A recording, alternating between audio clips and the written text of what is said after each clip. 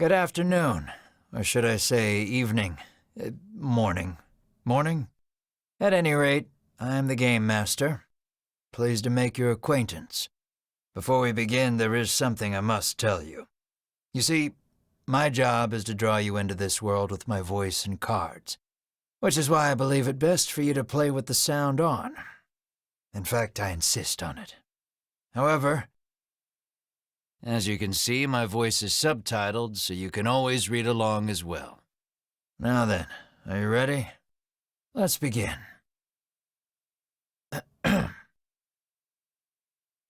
Welcome to Voice of Cards. You are about to take the first steps of your adventure. Through a realm of sword and sorcery you will travel, battling bloodthirsty monsters as you strive to realize your ambitions. I have every faith you will accomplish great things here. I am merely a witness to your exploits. Now then, your departure draws nigh. May your journey be a safe one.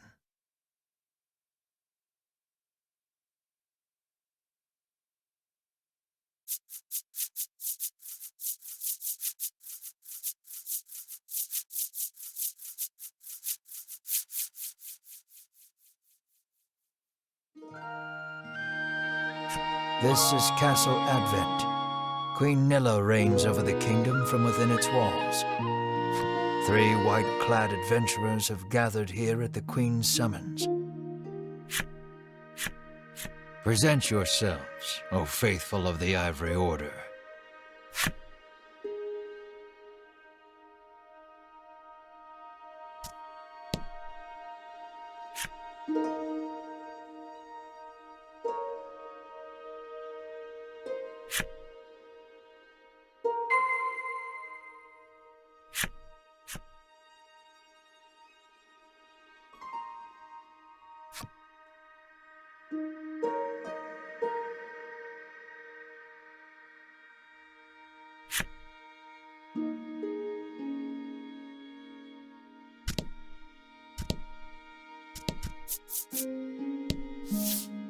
From upon her throne, the Queen regards the adventurers. So you are disciples of the Order. The youngest of the 3 steps forward. She holds herself with well-born grace. I am Winifred of the Ivory Order, Your Majesty, she says. I lead this fellowship. She bows, glancing to her 2 companions.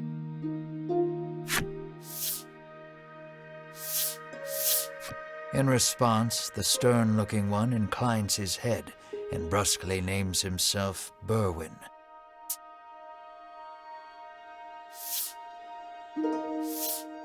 The older man is the picture of courtesy as he genuflects and introduces himself as Hedwin.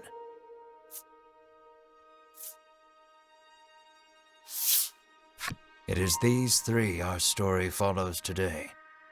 In other words, your party. The Queen acknowledges the fellowship with a nod. In a soft voice, she explains her errand. Someone has stolen the royal treasure. I bid you reclaim it. Under normal circumstances, I would entrust this to my soldiers, but I do not wish to spread thin my forces with the recent monster troubles. It seems the troubled Queen has judged she can entrust this matter to none but the Ivory Order, beloved of the people and unmatchable in battle. It is our honor to serve you, Your Majesty, and thus the quest falls to the Fellowship. Short of any clues that could lead them to the culprit, however, they press the Queen for further information.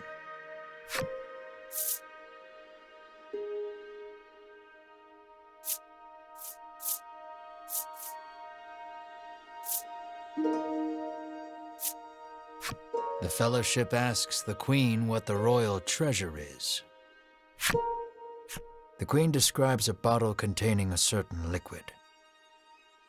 Without it, she trails off, but the desperation in her voice suggests its loss could spell disaster for the kingdom.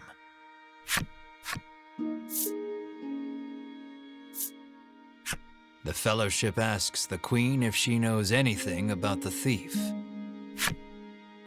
The Queen says witnesses might be found at Nexton.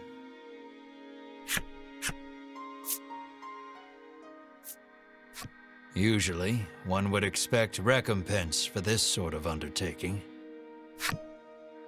As demanding a reward would go against the tenets of the Ivory Order, you hold your tongue. The Queen, however, has already said she will reward the Fellowship with whatever they desire. It seems the royal treasure is just that important. Pray tarry no longer here. I await news of your success. The Fellowship bows and takes their leave.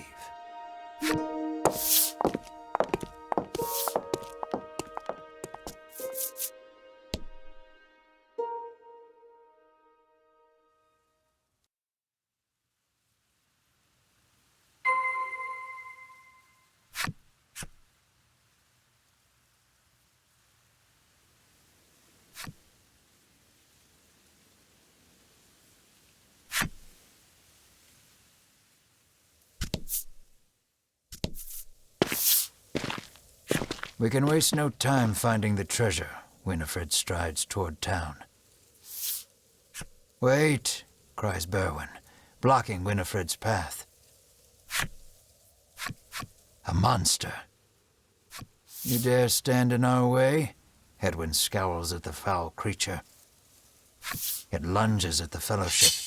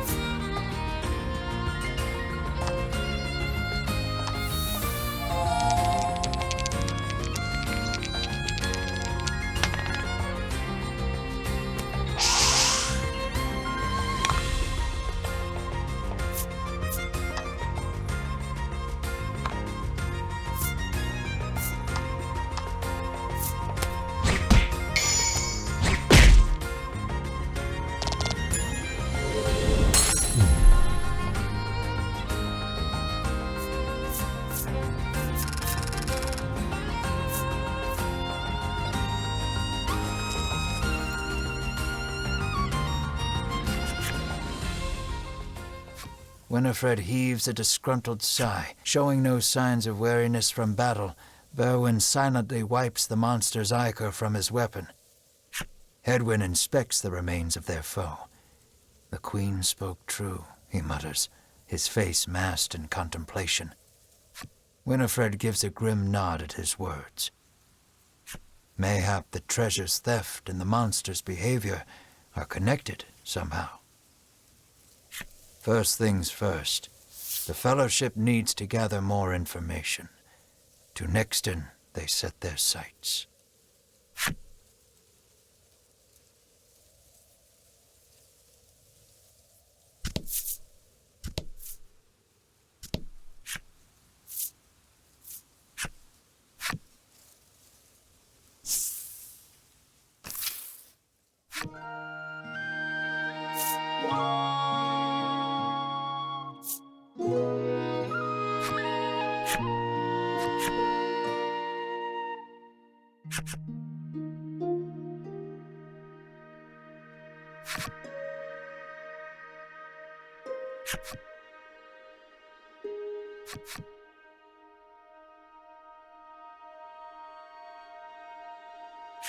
How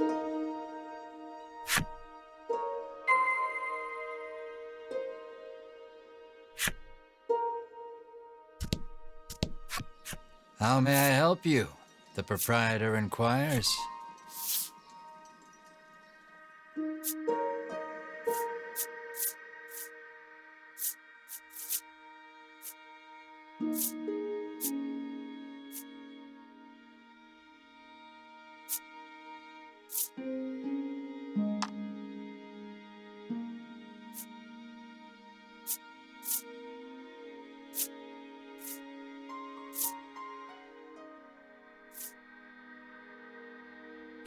Will that be all? The proprietor asks.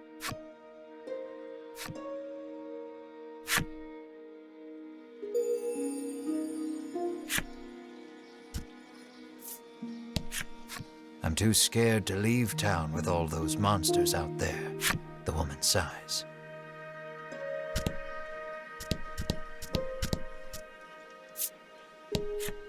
Welcome to Nexton, hails a man.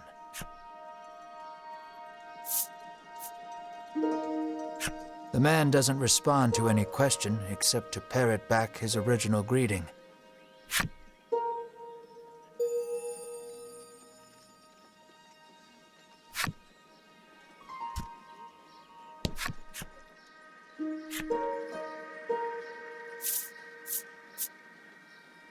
The Fellowship asks if he's heard anything about the theft of the royal treasure.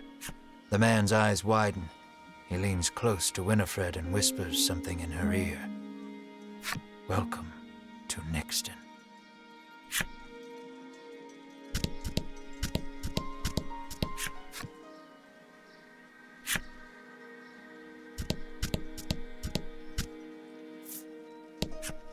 The man helpfully advises you take the opportunity to purchase equipment and curatives while you are in town.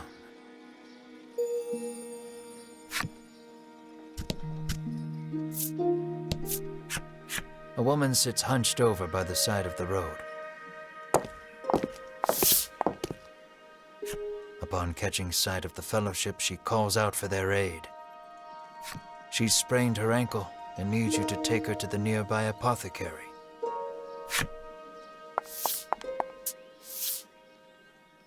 Winifred rushes to her and helps her up. Berwin lifts the woman onto his back, and the Fellowship sets out in search of an apothecary.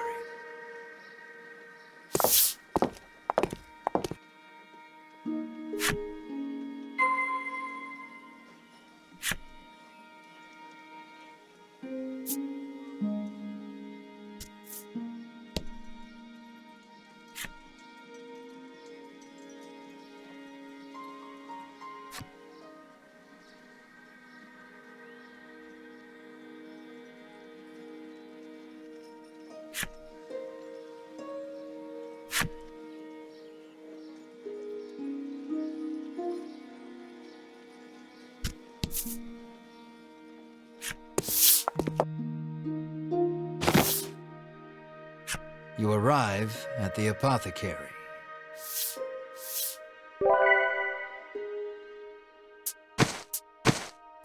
After taking a curative, the woman begins hopping up and down. Nothing holds a candle to Ivory Order medicine, she beams. She turns to the Fellowship, her eyes widening in surprise. You three. It seems she's only now realized the Fellowship are disciples of the Ivory Order. The woman takes each of their hands in turn, thanking them for their service. The Ivory Order is famous for providing medical supplies throughout the realm, and indeed the wider world.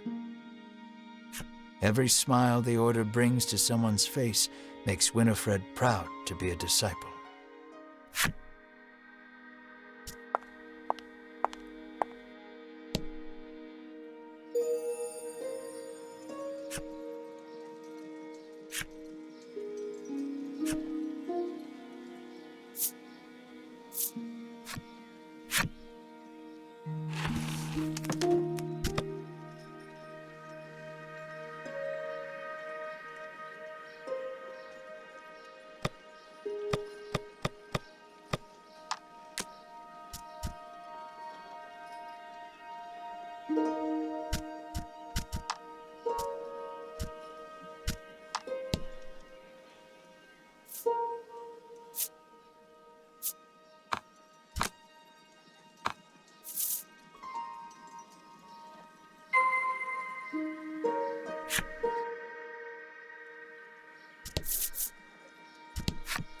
Nothing holds a candle to ivory order medicine, proclaims the woman. The woman begs the fellowship. I know there's nothing to worry about with disciples of the order here, she says, relief flooding her features. Upon asking, the woman says she was attacked by a monster outside of town.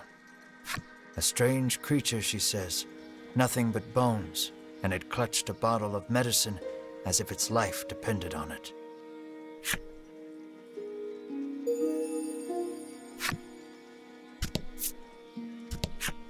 The man claims he saw a suspicious someone leaving the castle grounds carrying what looked to be a medicine bottle. He didn't get a good look at their face, but says they were nothing but skin and bone. The fellowship thanks the man for the useful information.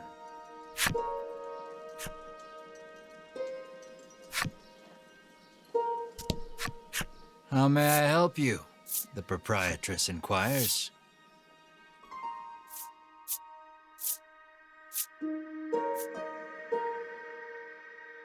Will that be all? The proprietress asks.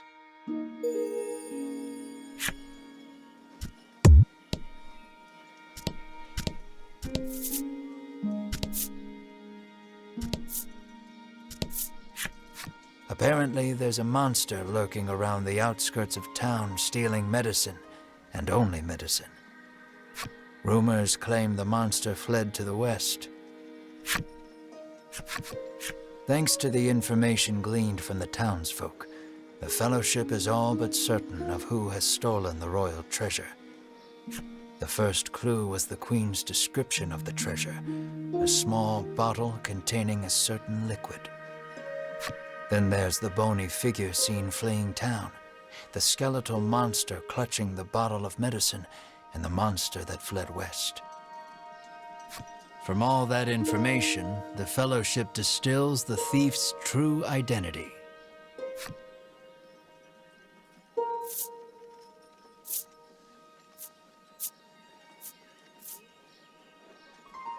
Realization strikes Winifred. I know who our thief is. The monster made of bones, Hedwyn interjects. The one that fled west. Berwin nods in agreement, as if to say, another sage pronouncement from the great and wise Hedwyn. Winifred clears her throat, proclaims that the fellowship shall head west, out of town, and walks off.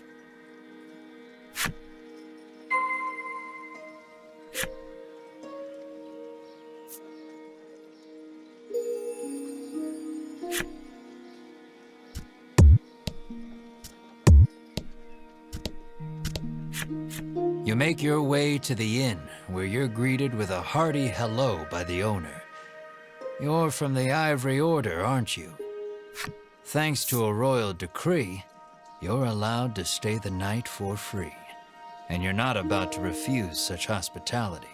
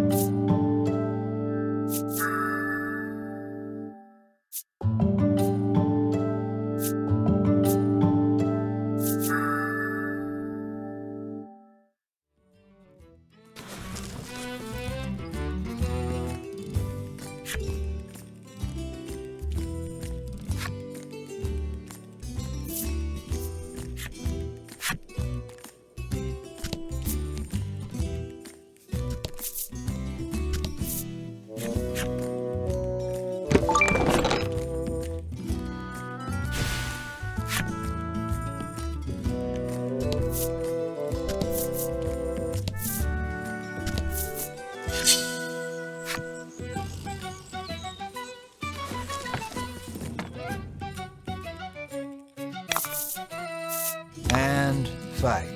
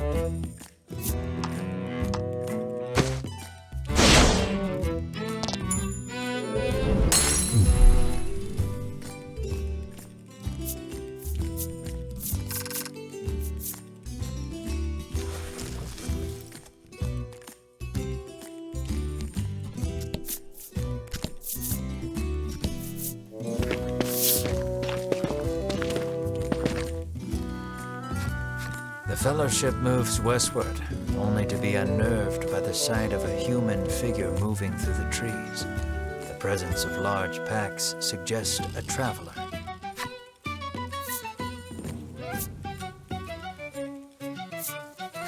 I beg your pardon, but did you catch sight of a monster fleeing west?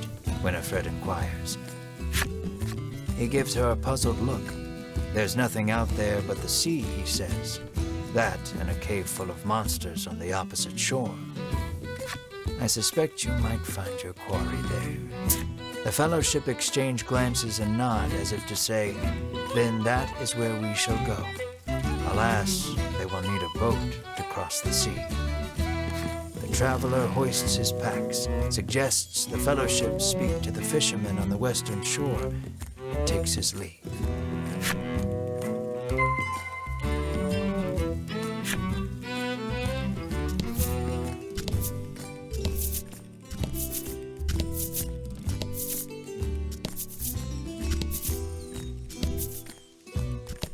Let's not go there just yet. I haven't quite finished the story for that section, you see.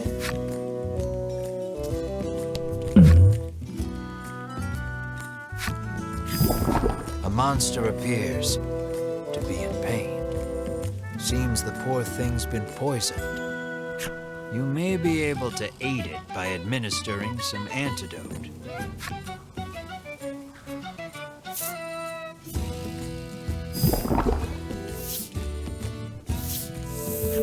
Take pity on the creature and administer some antidote. Healthy once more, it gets up and makes its way to who knows where. Every so often, you catch it looking back at you, but before long, it's out of sight.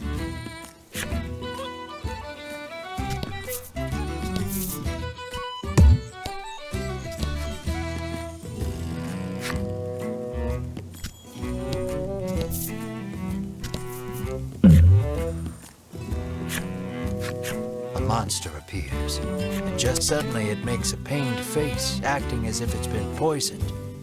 Aha! This must be the monster you saved with the antidote. It places a medicine bottle at your feet and is gone as quickly as it came. You suppose that's its way of saying thanks.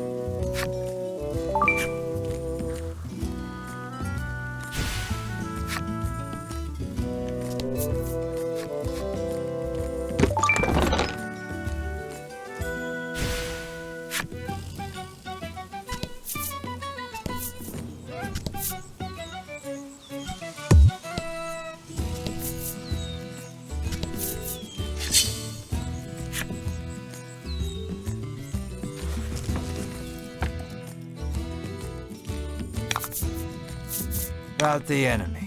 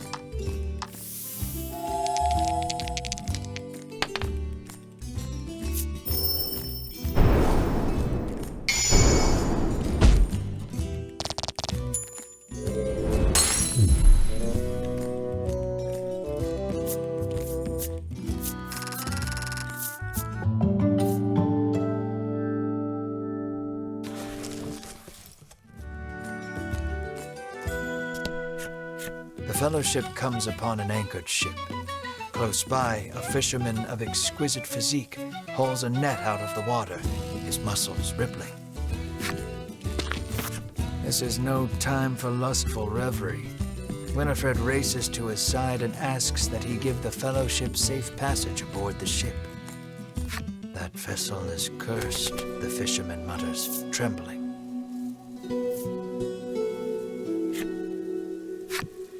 Night after night, it leaves port without a soul aboard, headed I know not where. Come morning, it is once again anchored here. This, to the fisherman's mind, is the result of a curse. His head drops into his hands. With but a single dispeller, I am certain I could lift it and sail away.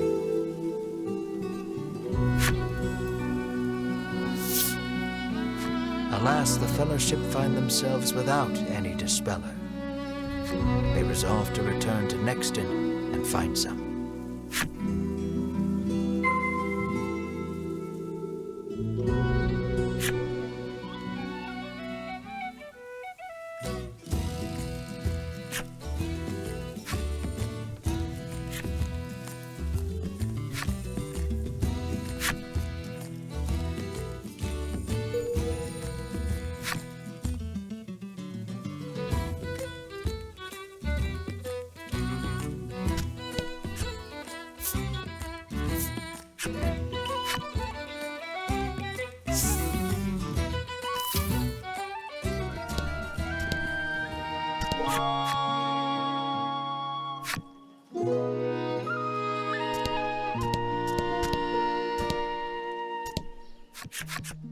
The Fellowship hears a young man arguing with the apothecary. "Make it cheaper," he bellows. As the Fellowship approaches the door to intervene, the young man bursts out of the shop. He storms past Winifred, nearly crashing into her. "Watch where you're going," she shouts after him. But he makes no move to apologize, instead squaring his shoulders and walking off. "What a hateful little man," grumbles the apothecary. Winifred vows to teach him proper manners should they ever meet again. "How may I help you?" the proprietress inquires. The apothecary catches sight of the Fellowship. "Ah, the Ivory Order, to which I owe the prosperity of my humble shop," she says. She gestures to the drawers filled with her wares. "Pray, choose one of my concoctions and take it at no cost. It shall be a token of my thanks to the Order." The Fellowship insists they will pay as any other customer would, and sets about browsing her wares.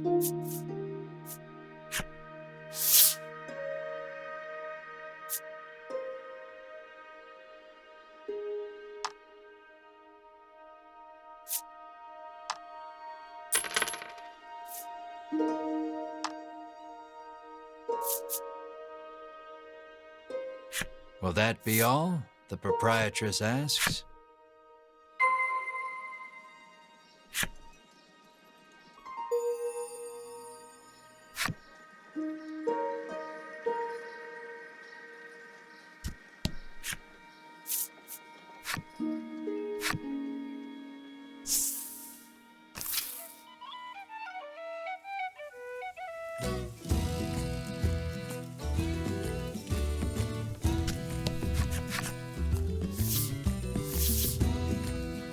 Winifred hands the despairing fisherman a dispeller and asks again for safe passage to the cave beyond the sea.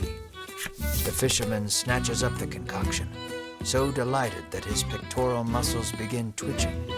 The Fellowship politely ignores this fact. He opens the bottle and proceeds to douse the ship.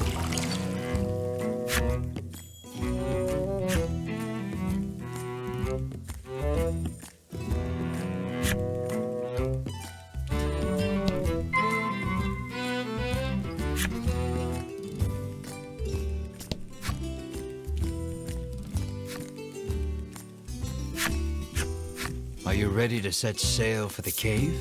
The fisherman. Let's shove off then. He beckons you aboard.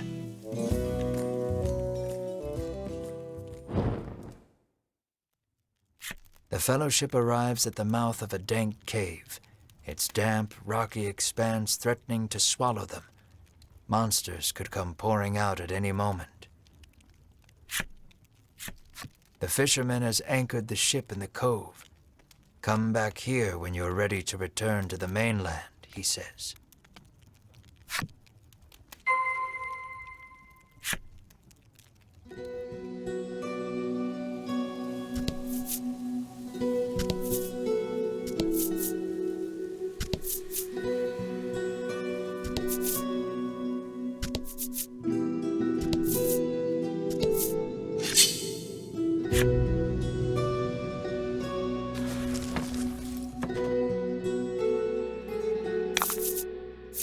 Rout the enemy.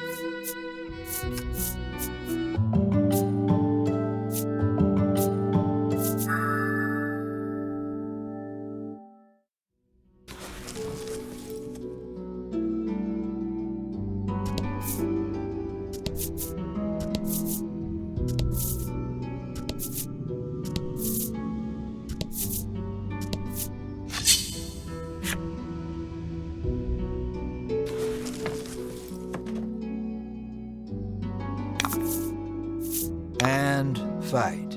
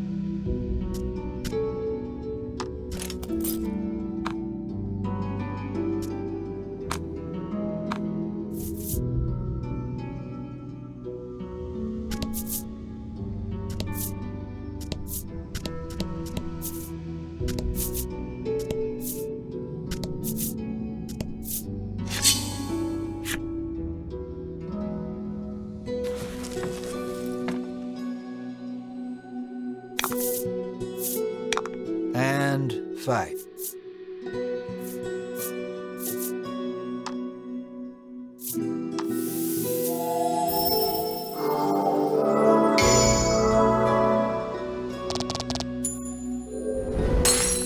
Nice work.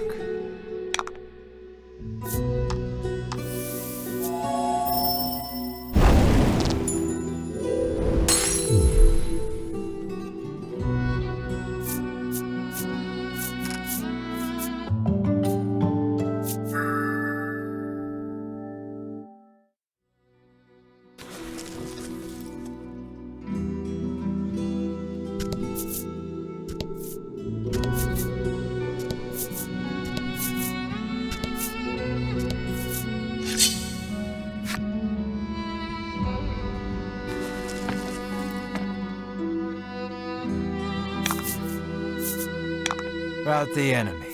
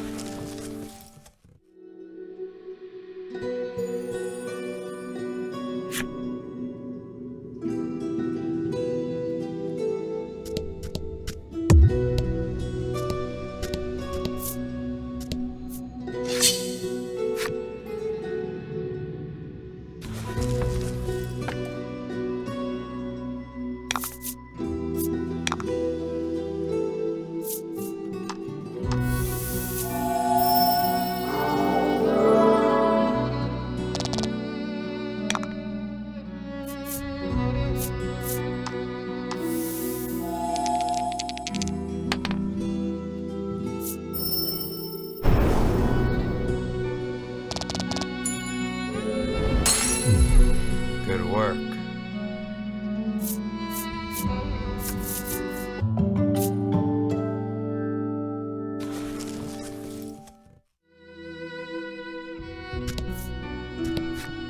The door before you is shut quite tightly. It appears to have a keyhole. The simple key may be of use here. The Fellowship slides the simple key into the keyhole and turns it. The lock opens with a thunk.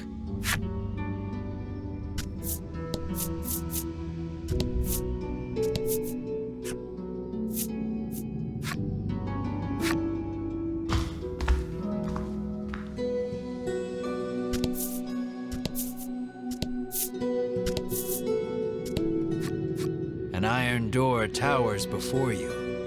It has rather conspicuous handles.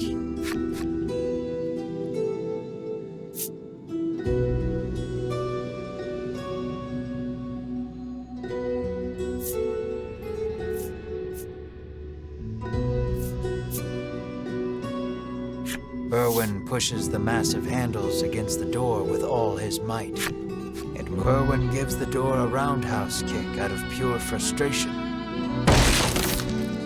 As his foot connects, the door trundles to the side. So it was one of those sliding contraptions.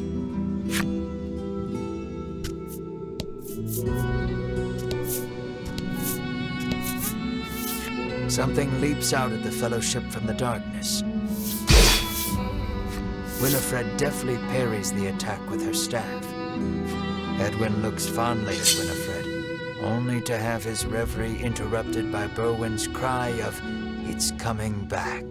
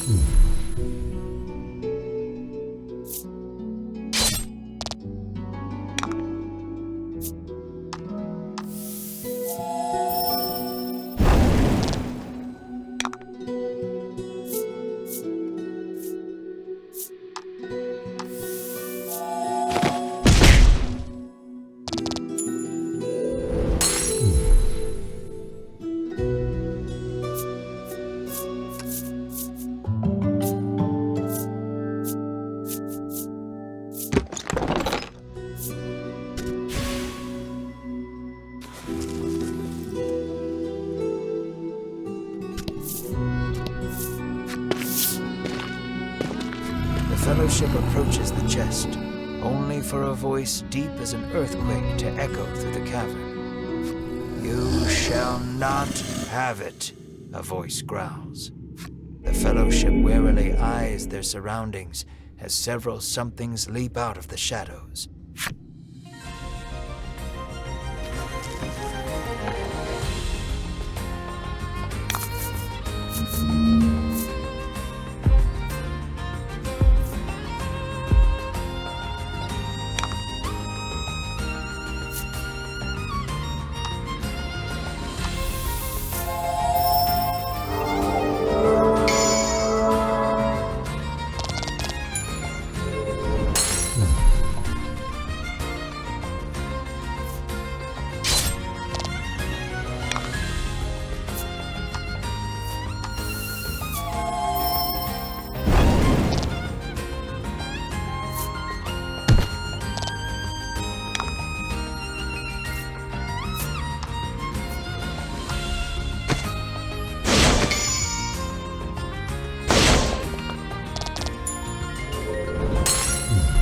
Lucky.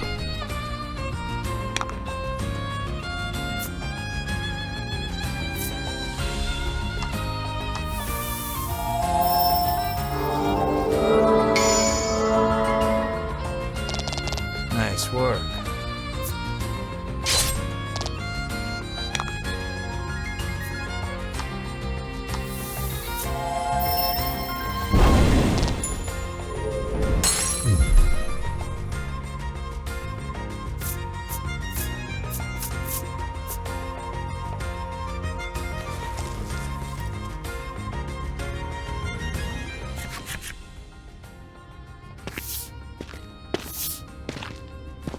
Winifred neatly steps through the fiend's remains and opens the chest. Inside is what appears for all the world to be an ordinary medicine bottle. At last, the royal treasure is in safe hands once more, Edwin sighs.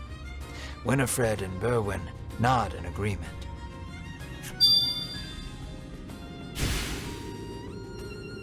Treasure in hand, the Fellowship exit the cave, exulted.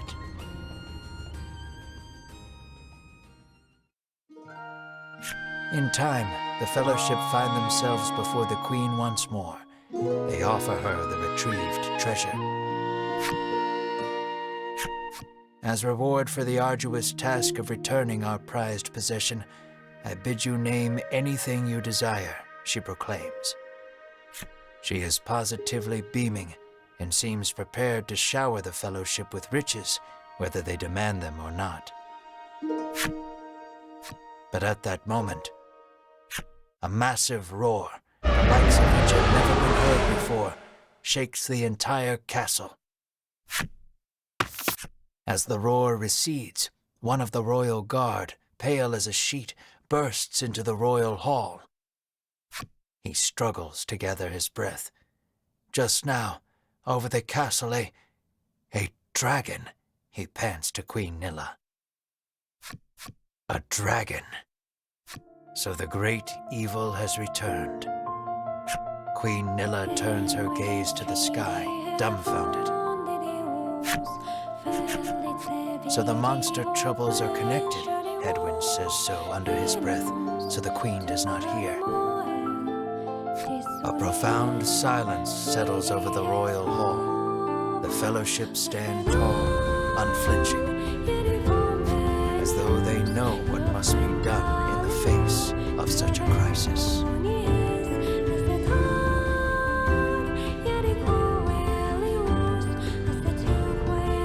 What will become of the land now that the dragon has returned?